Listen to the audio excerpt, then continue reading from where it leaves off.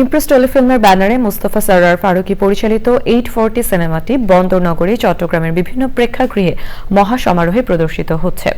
দেশের বর্তমান সমসাময়িক রাজনৈতিক পরিস্থিতি, দুর্নীতি ও ক্ষমতার অপব্যবহারের বিষয় এই ছবিতে তুলে ধরা হয়েছে। ছবির প্রযোজক নুসরাত ইমরোজ তিশা এবং প্রধান চরিত্রের অভিনেতা নাসির উদ্দিন খান চট্টগ্রামের বিভিন্ন হলে দর্শকের সাথে বসে ছবি দেখেছেন। চট্টগ্রাম থেকে চৌধুরী ফরিদের পাঠানো তথ্য ভিডিওচিত্র নিয়ে রিয়াজ ইসলামের রিপোর্ট। নুসরাত ইমরোজ তিশা ও ইমপ্রেস টেলিফিল্মের প্রযোজনায় দেশের জনপ্রিয় নির্মাতা মুস্তাফা সরোয়ার ফারুকী নির্মিত জনপ্রিয় ধারাবাহিক 420 নাটকের সিকুয়েল বা ডাবল আপ বহুল আলোচিত 840 সিনেমা। বিদ্রুপধর্মী বেশ কিছু ঘটনা প্রবাহ তুলে ধরা হয়েছে সিনেমাটিতে।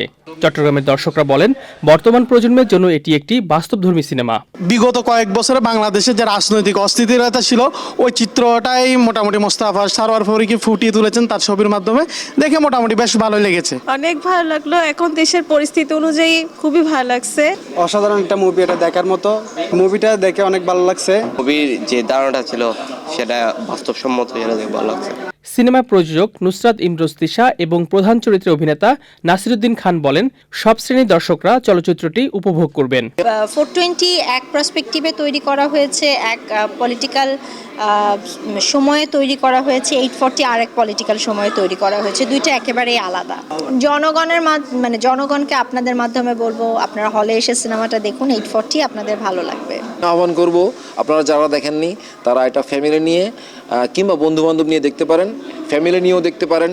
আর এখানে যে বিষয়গুলো আছে, বিষয়টা এমন নয় যে শুধুমাত্র এই সময়কার, এটা আসলে সব সময়ের জন্য সমসাময়িক। এটা আপনারা দেখলে বুঝতে পারবেন। চট্টগ্রামের বালি আর্কেডের স্টার সিনেপ্লেক্স সহ কয়েকটি সিনেমা হলে বহুল আলোচিত সিনেমাটি প্রদর্শিত হচ্ছে। রিয়াজ ইসলাম, চ্যানেল আই।